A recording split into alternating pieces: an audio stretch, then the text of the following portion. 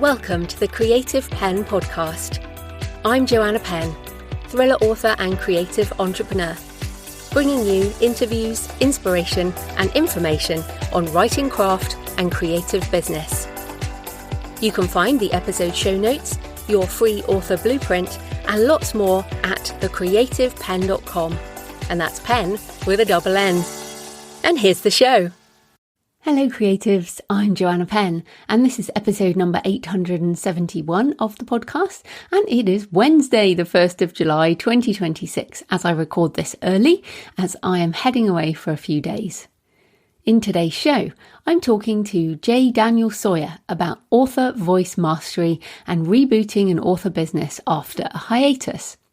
We talk about how chronic pain can impact your writing and what happens once you re-emerge into health, some of the building blocks of author voice and how a more eclectic Substack might work for creative expression and attracting a certain kind of reader. So that's coming up in the interview section. Just a short intro this week and a reminder that it is mid-year. It is the middle of the year. It is the 1st of July. How are you doing with your goals for 2026? And is it time to plan out what you can achieve before the end of the year? Now, if you struggle with this kind of planning, I was reminded this week while I was doing a few consulting sessions about using Claude or ChatGPT to help with your blind spots. So if you have your Clifton Strengths Assessment, which I know many of you do, and if you haven't, it's super useful for understanding what you are strong at. And I like that about the Clifton Strengths, that it really focuses on your strengths and you can kind of double down on your strengths as opposed to being upset as to why you don't have these other things. But you can look at your strengths, and of course the extended report does include your blind spots, but the fact they are blind spots means you're not aware of them on a day-to-day basis. So one of the good use cases for AI is to set up a project in Claude or Chat and load up your Clifton Strengths reports and then get Claude or Chat to write project instructions for you around being a coach for your blind spots. So essentially an example being someone who has high focus, high achiever, high discipline, but very low strategic can be working incredibly hard on all kinds of busy work, but it might all be going in the wrong direction. It might be strategically not the right direction. And having this project means for your blind spots basically means you can get personalized help as to how to achieve your goals in a way that suits your strengths rather than trying to do things in a way that might suit somebody else but might not suit you. Now, of course, working with a human coach is the gold standard, but sometimes you need that daily help. So that is a tip for you. And also in my own plans, I basically write off December as it is my worst month. It's always my worst month in terms of energy. I definitely have a little bit of the seasonally affected sadness and the weather and socializing and family things. And so November is my end of year to get most things done. I really try and achieve everything by the end of November. That always runs a little bit, but try and get stuff done. So that's only 5 months left in the year. And I looked at my goals for the year and I realised I will get some of it done, but I certainly won't get all of it done. But that's usually what happens every single year. But what do you want to achieve by the end of 2026? How can you make it happen? Now, in personal news, I'm heading to London today for the Selfie Award finals, where I'm up for fiction, best fiction for Death Valley. I like the Selfie Awards because there are 3 elements. So, of course, the content, the writing craft, the book has to be a good book. But then also the production, how lovely the physical object is. And I entered my foiled special edition hardback with the custom end papers and the quality paper feel from Book Vault. And then the marketing and business side is also part of the assessment. So you have to say what you did for marketing and how many books it sold. So it is all 3 aspects that are judged. And the 3 aspects of writing, craft, production, publishing quality and marketing, that really is what being an indie author is. And yeah, so then I'm heading to Brussels and Bruges in Belgium for a book research weekend.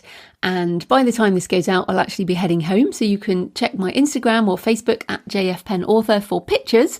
And I'll tell you next week whether I won that award or not. I've also been hand editing my short book on how to write, publish and market short stories, on everything I've learned in over a decade of writing shorts and publishing them and licensing them and repurposing them in different ways, including making a collection. And I was originally going to try and make it a big book, but I have cut it back so much because I don't want to overlap with how to write a novel or successful self-publishing or how to market a book. And so it will be short and useful and out in August. So it is a short non-fiction on writing short fiction. No specific launch. I'm just going to put it out everywhere all at once. I will human narrate the audiobook. So yeah, that will be on its way. It actually feels so good to write something reasonably fast. I essentially got that done because now it is pretty short. It's like 20,000 words. And that has been sitting in my brain for a while. The text is also based on a webinar transcript I did for the Kickstarter for The Buried and the Drowned. And this is a good tip for non-fiction. If you're a speaker or a teacher, or you have slide decks and recordings of your talks, you can use those to start the draft and then edit the material into book shape, because of course book shape is different to webinar shape or talk shape. But yes, it's certainly a good place to start. At least it acts as a checklist for you to cover everything you want to cover. And then finally, Bones of the Deep, my thriller with teeth set on a tall ship sailing from Fiji to Vanuatu, is out now in all the usual formats, in all the usual places, and of course on my store, jfpennbooks.com. And these are not your Disney mermaids. If you have read it, a review would be much appreciated on Goodreads if you review there, or my store, or wherever you usually review or buy books. So then, not many comments this week, obviously, as the podcast only came out a day or so ago, but Diane Holland on YouTube already commented on the episode with Nicole, where she talked about her book marketing event in person.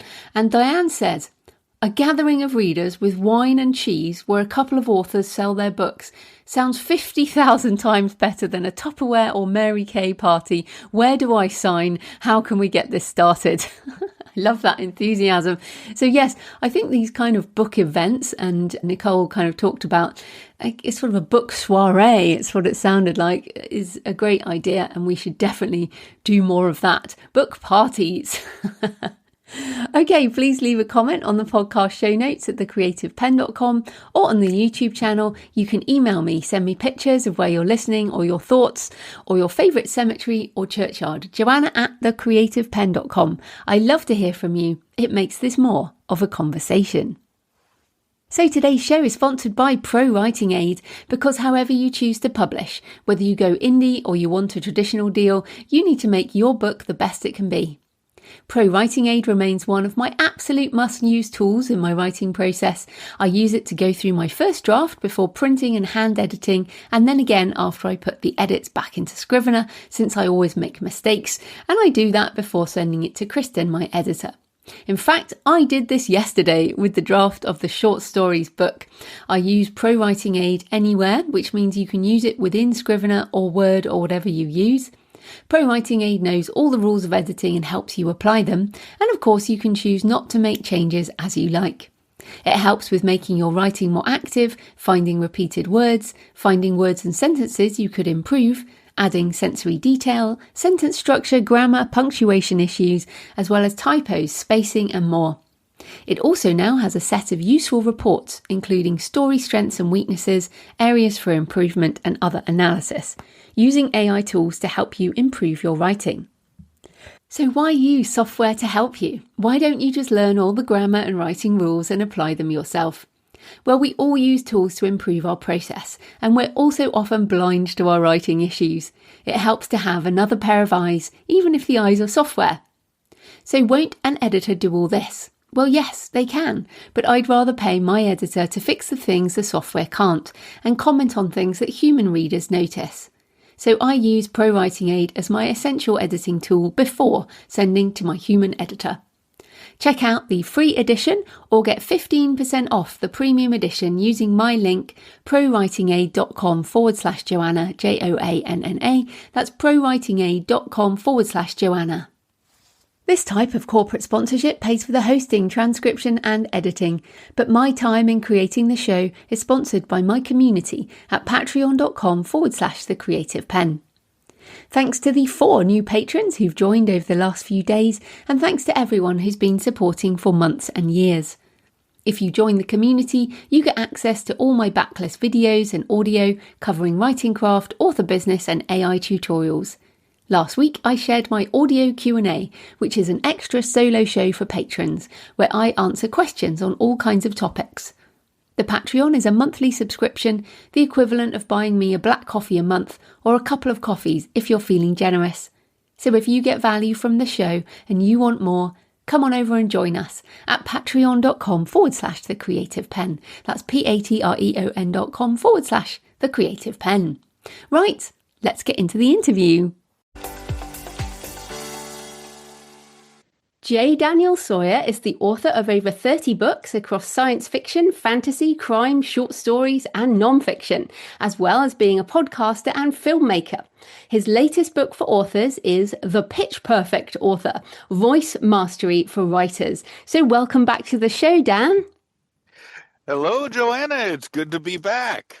Yeah, and goodness me, you have been on the podcast a few times, but actually the last time was April 2017, which is crazy. It's 9 years ago. And when I saw your book, I was like, I can't believe we haven't talked for that long. But for anyone who doesn't know you, tell us a bit more about what does your creative and author business look like these days? Oh, well, these days it's in a state of recovery because it basically ground to a halt while I was dying a few years ago. It turned out I had a organ disease from the time I was a kid that I didn't know about, and it just progressively gotten worse and worse, putting me in more and more pain. And I hit a point around about 2020 or so where I was in so much pain that I couldn't write fiction.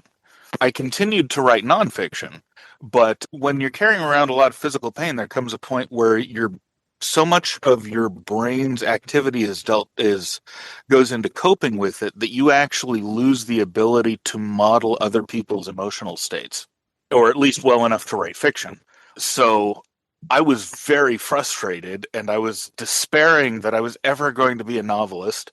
And then suddenly what I was sick with went acute. I went to the emergency room, and they're like, oh yeah, if you don't have surgery in the next 24 hours, you're going to die.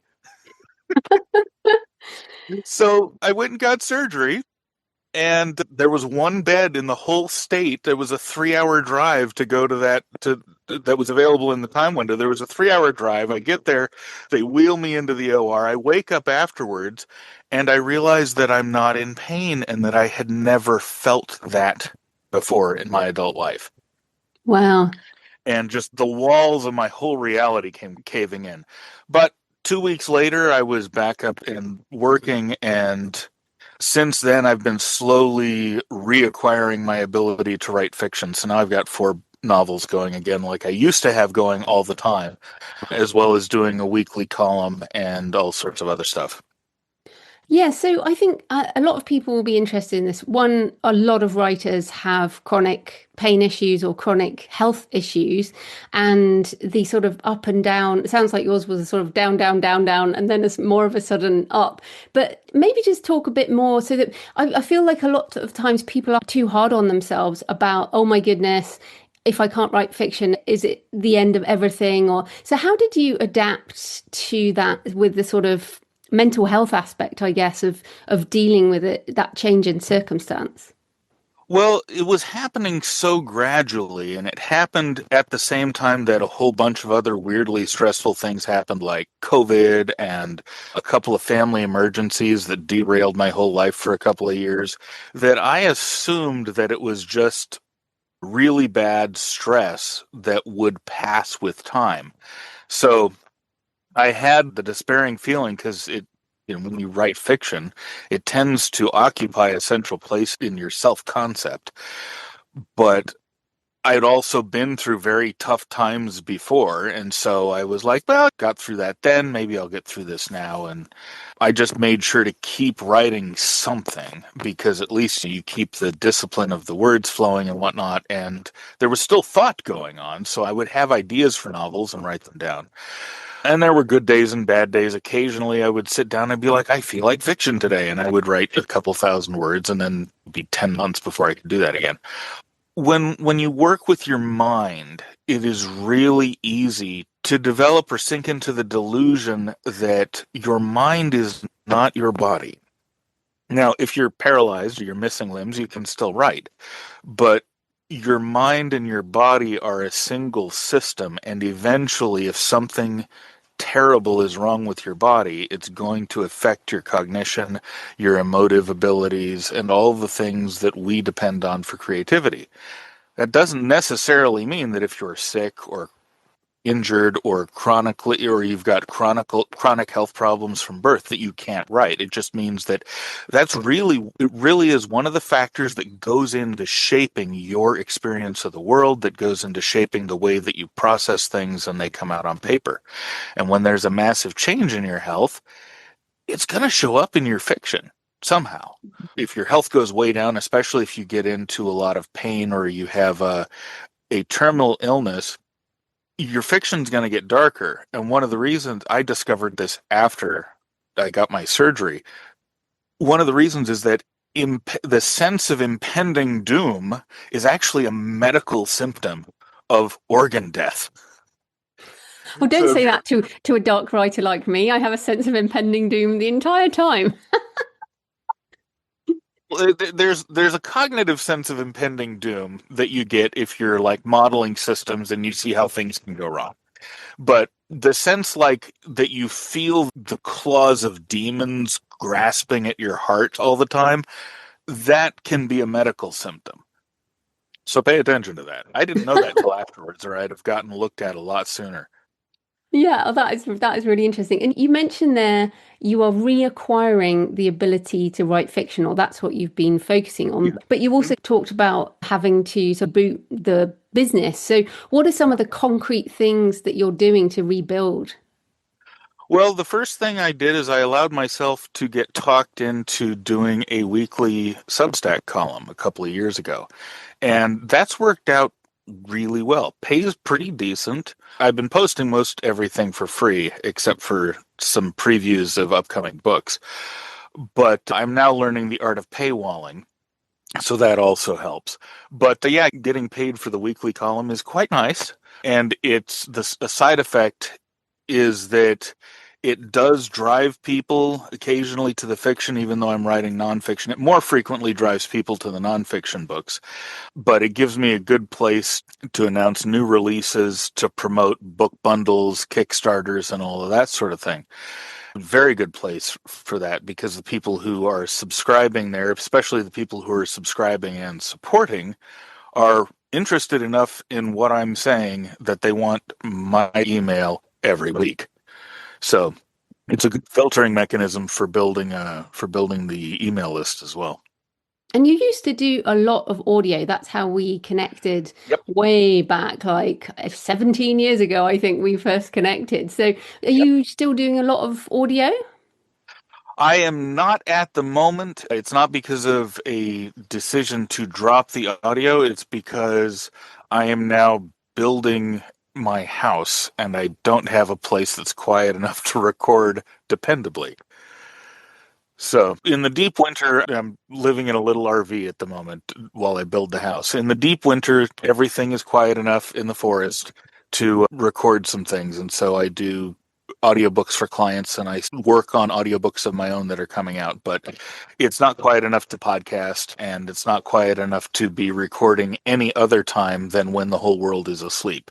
Hopefully by next year, I will have the recording studio building built and then I'll be back at it. Because boy, I miss it. Yeah, I mean, I know. And so you mentioned their bundles and Kickstarters and things, and we reconnected because I bought a story bundle, and your new book, The Pitch Perfect Author, was in the story bundle, which was part of why I bought it anyway. So let's get into the book and what's Yeah. useful. So let's start with what is author voice anyway, and why is it important? Author voice, everything about the way that you write is part of your author voice. The themes that you gravitate to, the way that you turn a phrase, the way that you tell a joke, the way that you handle dramatic tension, all that kind of stuff, all of that sort of it creates in the reader's mind an emotional fingerprint, a gestalt that says, this is a Joanna Penn book, this is a Dan Sawyer book, or whoever. But when you bring the focus down further, author voice is fundamentally an auditory phenomenon. And you can see this if you look at the careers of writers who had major worldview shifts during their career or who shifted genres. If you read an Isaac Asimov mystery and you read Isaac Asimov's Guide to the Bible and you read Isaac Asimov's Robots and Dawn, they're all Asimov. You can hear him talking to you through all of those different venues. So it's not, author voice is not a genre thing. It's not dependent on content. It has to do fundamentally with how your brain processes language and how it comes out your mouth. That in turn is based on patterns that were laid down when you were pre-verbal as an infant. You learned language by mapping the music of the conversations around you and then gradually learning that the sing-song that you were hearing corresponded to ideas. And that's how the brain bootstraps itself into language. So when you start writing, just like when you start speaking, you wind up imitating a lot unconsciously the people who you've read and heard because that's how you develop your voice. But there comes a point at which all the various influences on you and who you are and how they pass through you crystallizes into something definite. And by the time you're a moderately competent writer and you're finishing novels and short stories well, your author voice is pretty well established. But that doesn't mean it's sharp, because most people don't actually concentrate on learning to hear their author voice, so they can't tell when it's off. And this is why new writers who revise a lot tend to revise their voice right out, because when they write, they're using language as feels right to them. But when they read, they're reading it like an English teacher or through the lens of someone who has very definite ideas about how grammar should work in all circumstances. And so they tend to smooth the quirkiness out of their voice. And what you get is something flat. It doesn't feel alive. It may convey information, it may tell a good story, but it doesn't feel like you're entering something that's living.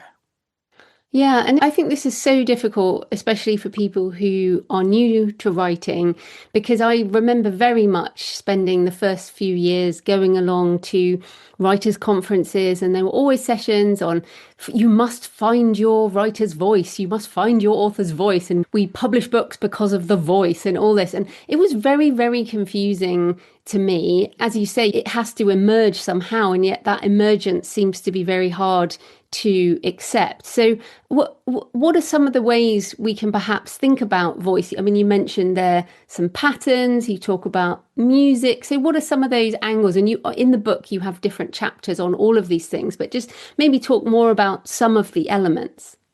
The first and most obvious is functional vocabulary. This is not the number of words that you know. These are the words that you can reach for in the moment. And you can expand your functional vocabulary by deliberately using more words. Burnish your inner thesaurus. The greater your functional vocabulary is, the more your personality is going to come out through your voice. You got more options to do something that's just the way that you want to do it, the closer it's going to be the way you want to do it. There's functional vocabulary, there's your native dialect and accent. You, being British, have a different set of preferred terms for everything than I, being a West Coast American, do.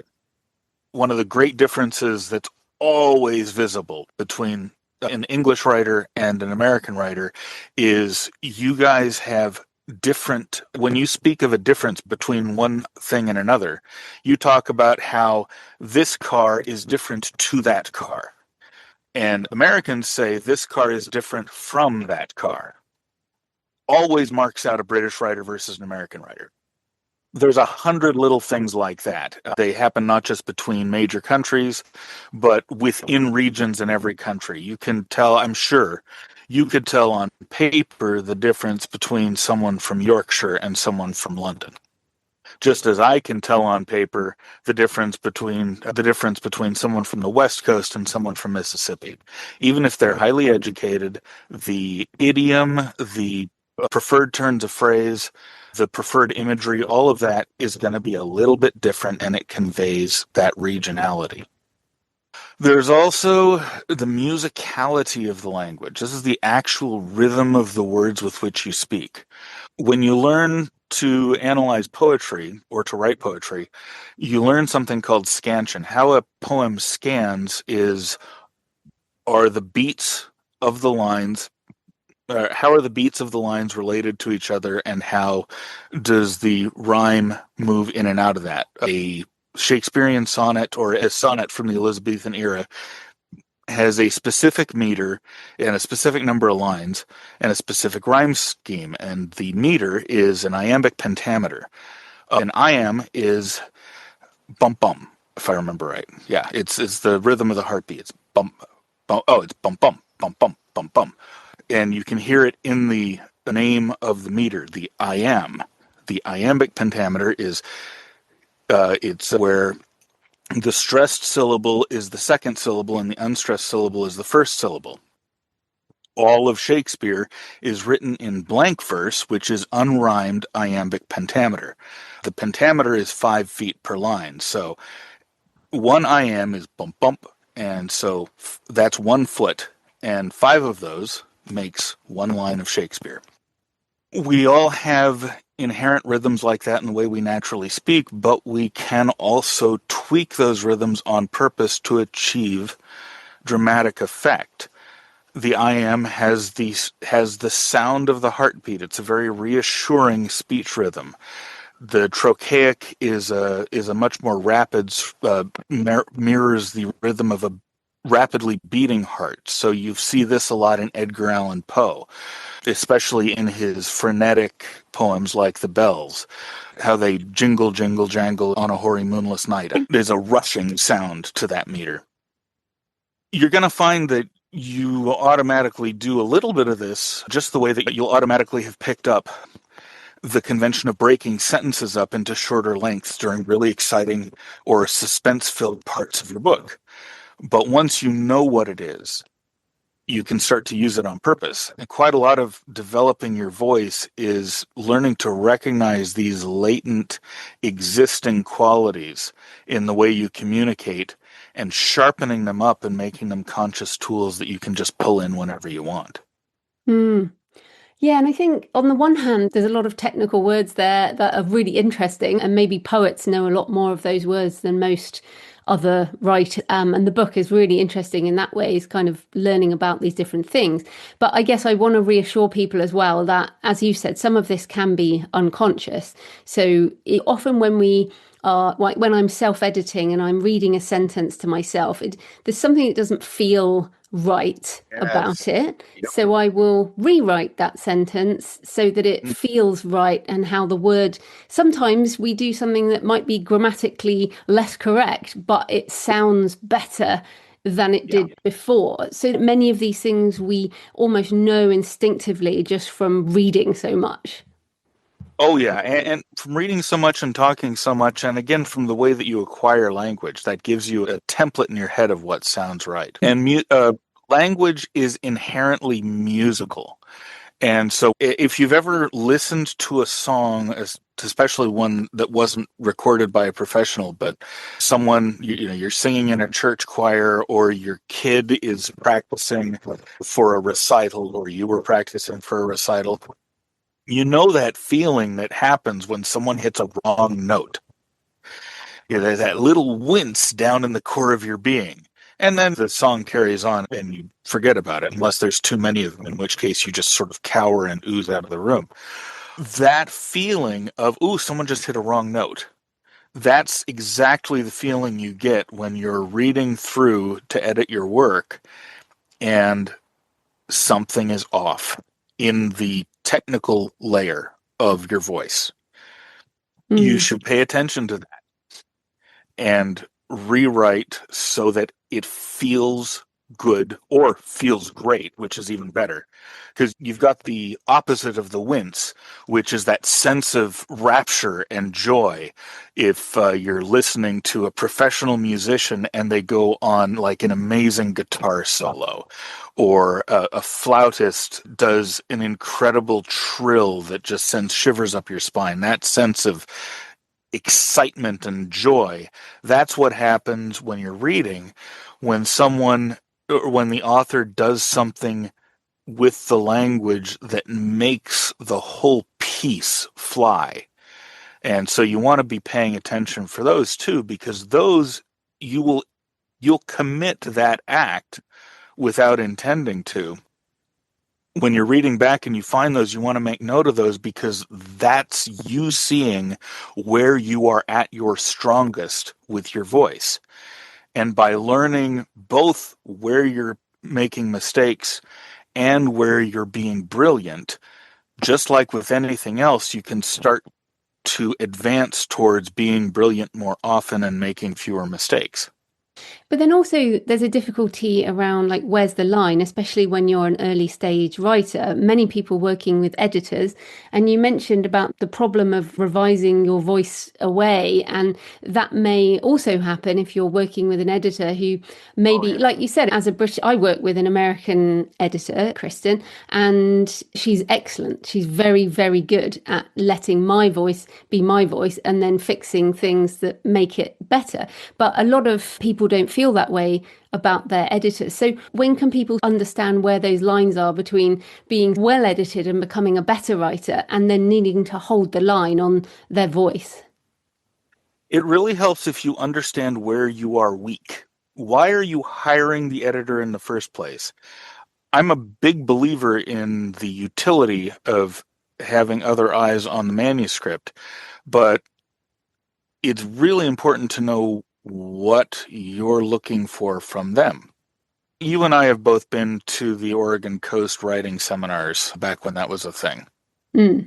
One of the things they would talk about with editors is how when you've got a story editor or a beta reader who says, hey, something here didn't work in the story for me, you usually don't want to look at that point. You want to trace back from that point to figure out where you set the wrong expectation. Any editorial feedback is going to have a gap between what they notice and what really needs to be fixed. And as a writer, learning to recognize or learning to interpret the feedback properly so that you actually elevate the material instead of interpreting the feedback like you're trying to do customer service for an employer where you just want to make the customer happy, is a really important skill to develop, regardless of whether the feedback has to do with voice or plot or characterization or whatever. Because editors get hired, some editors are really good at backtracing and actually spotting the real problem. But editors make their money or get hired or get picked by you to volunteer because they're good at being an audience, not because they're good at being a writer. So learning to interpret the editorial feedback is a really important step in that maturation journey. Yeah, and I think maturation journey is a good way to put it because personally, I think it was around book 5 when I really felt, okay, now I see what my voice actually is. Like it had to be 5 novels, and then I was like, okay, now I know. And I just didn't get it before then. And then finally, I don't know, a penny dropped or something. Maybe I grew That's into cool. it, grew more Yep. confident, that kind of Hmm. thing. Yep. And that's actually about if you look at writers with a big catalog, 5 books in is usually where they start really sounding like them. So that's a pretty normal maturation curve. There is a way to speed it up, which is to read your books aloud, or even better, make audiobooks and then listen to them 1,000 times. Listen to them until you're sick of them, and then listen to them until you start to like them again. That's a Um, lot. it's a lot, but there's a really specific neurological mechanism at work. You're familiar with the comedy term crossing the line twice, right? Not really. Okay. Have you seen the Monty Python spam sketch? Yes. Okay. So for those of you who have not seen this, in the Monty Python spam sketch, there's a couple, they're in a diner, and everything on the menu has spam in it. And they say the word spam so much that you just want to shoot your television. But they keep it up, and then suddenly, at some point, it's a different point for everybody watching, but they keep it going on long enough that everybody gets here. At some point, the word spam itself becomes hilarious, and you can't stop laughing, and you don't know why because it shouldn't work, but god damn it, it really does, and it's so funny that we named junk email spam after this sketch because it's a whole bunch of stuff that you don't want, but it keeps showing up anyway. That's crossing the line twice. And what's going on is that your brain is getting accustomed to a sound. It has extracted all of the meaning it can, and so it's doing what it does with all sensory input. When it thinks it's got it mapped out, it's trying to filter it. Unless you are going to sit and concentrate on it, you can't feel the texture of the fabric of your clothing on the back of your legs because your brain, despite the fact that it's getting that input all the time, is filtering that out because it needs you to have your resources free for thinking. When you experience something over and over and over, no matter what it is or how complex it is, the brain habituates like that. But if that signal refuses to be filtered and the input keeps coming and it keeps getting more intense, or it stays persistent and it's too complex to filter easily, your brain starts to think, oh, maybe I shouldn't be filtering this out. Maybe there's meaning here that's important for my survival that I hadn't extracted. And so suddenly it starts searching for meaning to associate with that sensation. And that's the point at which the joke becomes funny again, or you start to experience your voice as if it's somebody else's. And when you Mm. begin to experience your author voice as if it's somebody else's, you can hear it as a distinct objective style rather than just as a echo of the voices that are in your head. And that's why music students practice over and over and over and over and over, even on a piece they know cold. They're doing the same trick that I'm advocating with listening to your audiobooks until you're not sick of them anymore. Yeah, I mean, I think that's terrifying because I just don't want to listen to my books over and over again. But I think it's very interesting that you think could shortcut that voice process. But staying on audio, since we last spoke, really, I have done a lot of my own audiobook narration, mainly for nonfiction, but also my short stories. I haven't done my full length fiction. But what I discovered in doing this is that what read fine to me when I was self-editing my own work on the Mm-hmm. page, and obviously I'm hearing it in my head. When I Yep. perform the audiobook, I actually have to edit things again. So what are some of your tips for how we can bridge that gap? Because that's kind of strange. So what's happening is that there's a much wider latitude of things that work on the page than what works with voice. And the reason is that with voice, all of those rhythmic elements that I was talking about before are really pronounced, as well as all the sensual elements. Basically, every word and sound has a mouth shape. The mouth shape affects the emotional valence of the sound. Stuff that's unpleasant tends to have really close. I'm trying to scrunch my face up. Has a really close in feel where you would grit your teeth and scrunch up your face if something is unpleasant, and if something is really pleasant, it tends to have a rounded feel. And our language reflects it. In fact, all languages reflect this because language is a physical thing that's based on the sensuality of the body. So, like in all cultures, mama is the word for mother that babies first say. Regardless of what it has a round feel because babies associate their mother with roundness, and a lot of language is built up that way from baseline sensual cues. When you're working just in text, that aspect is not nearly as obvious to you. And when you're reading, it's not obvious. It's not as obvious to you. It's still at play.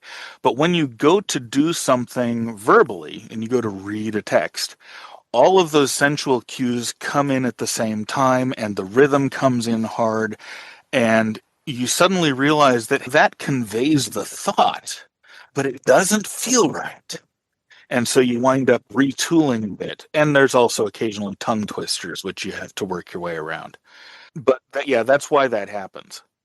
And then I guess another thing is I hear quite often people say, oh, I don't like my voice. I don't, and they mean I don't like speaking out loud. I don't want to be on video. I don't want to be on audio. And I wonder if that sort of, it's not rejection, but it's a sort of resistance potentially affect their writing voice. And are there ways people can get over that feeling?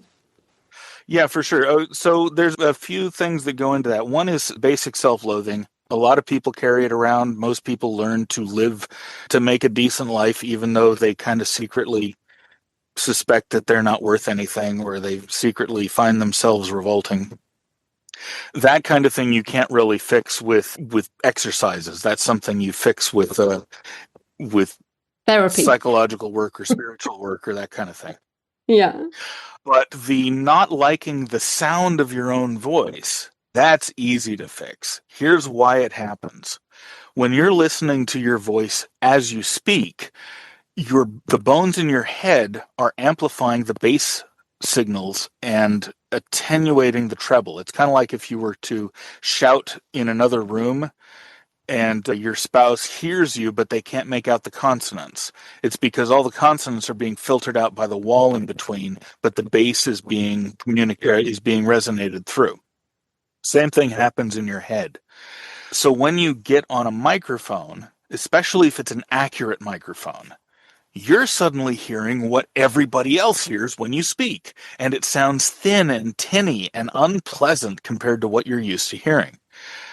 The really easy way to get around this is to get a microphone that is tuned for singers. The condenser mic that I have isn't made anymore, so I can't really recommend a good condenser mic. But if you're on a dynamic mic, the Shure SM58 is the one to use. I podcasted with that for years before I could afford an upgrade. But it is tuned for singers to sound as good as possible without any other help from the sound engineer, which means that the baseline sound for that microphone is what you're hearing in your head.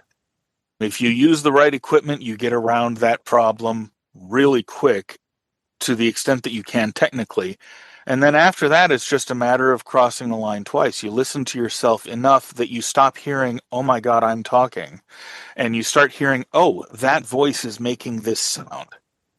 And once you hear, oh, it's that voice making this sound, you don't have that problem anymore ever again.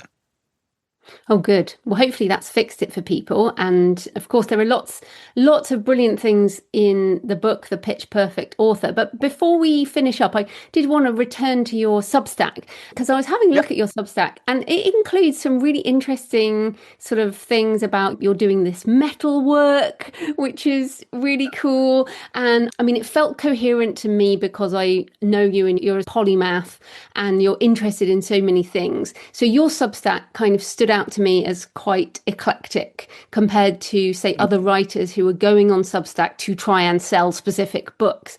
So is this a sort of deliberate marketing choice, or is this just a be an interesting person and you will attract people who are interested more generally? Well, I suppose it kind of winds up being the latter, but basically it's I get bored easily. And if I'm going to be writing every week, I need to stay interested in it. One of the books I wrote when I was really sick that's not out on the market yet, but it is serialized on Substack, is a guide to self-education. And I talk in there, it'll be coming out later this year on the general market. It's called Reclaiming Your Mind, an Autodidact's Bible. And I talk in there quite a bit about the illusion of discrete areas of knowledge. There is a level of learning at which the silos of information start to collapse together.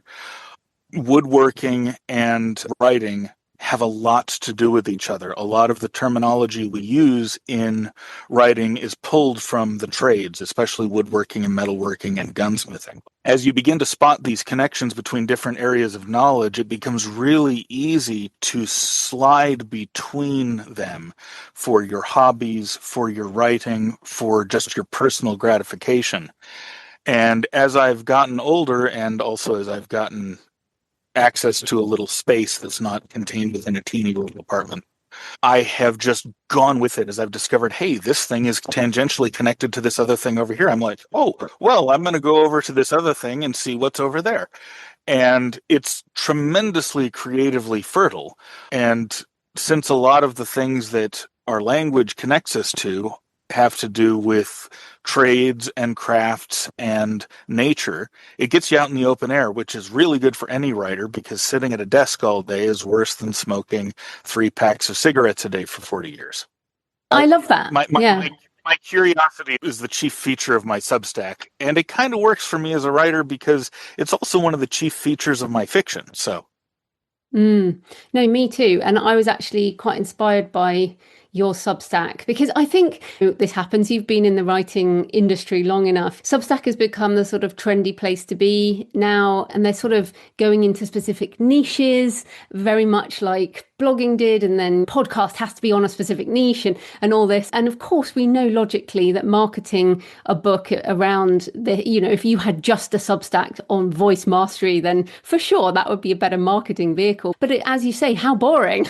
well, it depends a lot on what you're trying to cultivate as an author. If you're a single genre author with a very narrow niche and you're really happy writing that kind of stuff, then a narrow column supporting it is not a bad idea, especially when you serialize old novels once you got 20 or 30 under your belt. That's not a bad idea because you're trying to attract people who want one thing and want it regularly. If I was to get a reader who wants one thing and wants it regularly and finds it, say, in my Clark Lantham mysteries, and then they hop over to my science fiction, oh boy, are they going to be pissed. If they're not there for my voice and they're just there for the way that I write a mystery plot, not only are they, if they try to move over, not only are they not going to get what they're looking for, but they're going to start to doubt whether they can trust that they're going to get what they're looking for in my next mystery.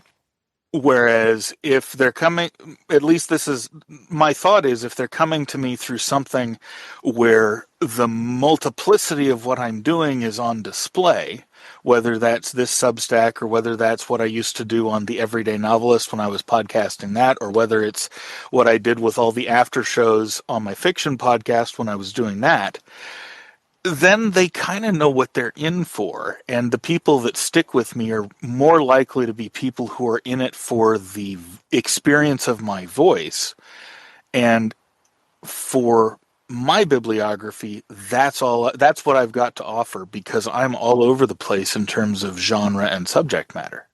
Yeah, which is why I find you interesting. So, Oh, well, thank you. yeah, so where can people find you and your books online? Well, you can find pretty much everything at jdsawyer.net. I've got the weekly column at jdanielsawyer.substack.com. At jdsawyer.net, there's a page with all of my podcasts on it, and there's also a store with all of my books on it. And of course, everything is available on Amazon and just about everywhere that the distributors take you. Brilliant. Well, thanks so much for your time, Dan. That was great. Thank you, Joanna. It was great to talk to you again.